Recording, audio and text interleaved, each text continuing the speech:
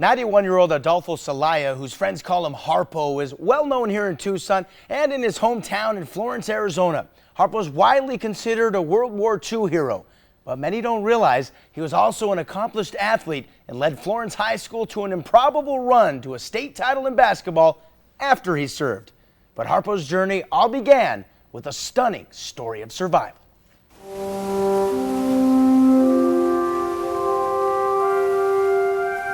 July 30th, 1945, a Japanese torpedo struck the USS Indianapolis, and then a second torpedo.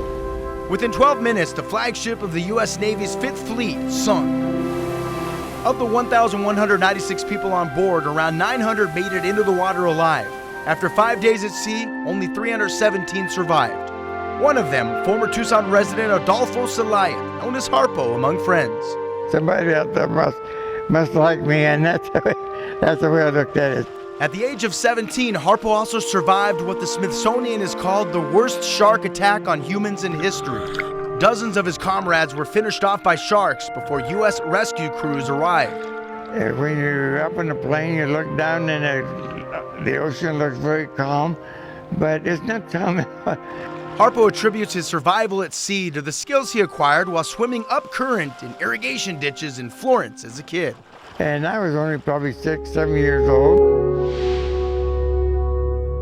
After being discharged as an 18-year-old now in Tucson, Harpo found himself drinking every day at the old Ross Cruz bar when Florence basketball coach George Ahi walked in, invited him to a drink, and then asked him to consider going back to high school while getting paid through the GI Bill. I never even thought I'd ever come to Florence to play basketball.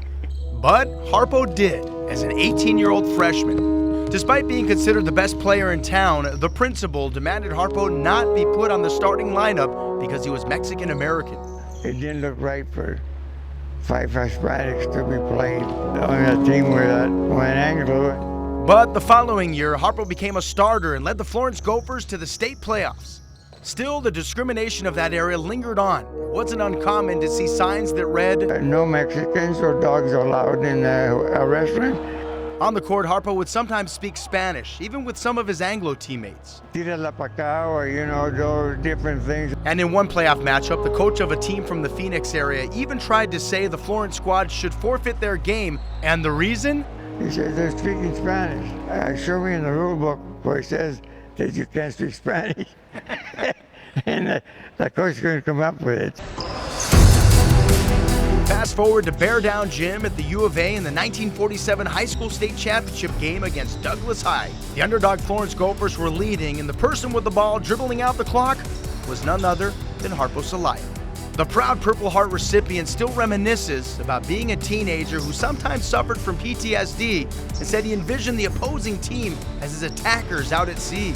Well, I had five guys from Douglas running after me, and I put around and I said, it looked like sharks coming after me, and I ran away. I'm getting out of this. Harpo can smile now because he dribbled out the clock and the buzzer sounded, and Florence High won a state title.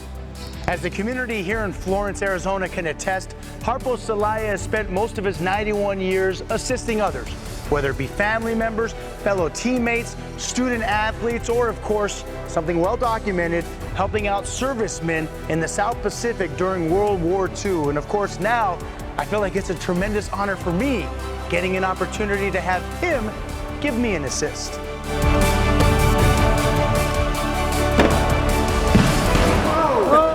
Nailing a shot like that, pure luck.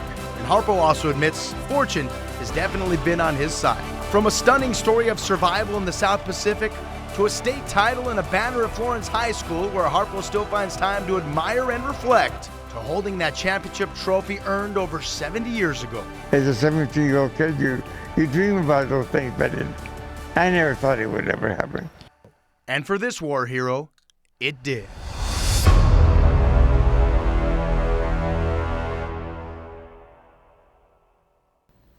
Thanks for your service, Harpo. If you missed Matt Brode's first piece of our two-part series on Harpo Celaya's amazing life as a survivor and war hero, no worries, you can see it all on KVOA.com.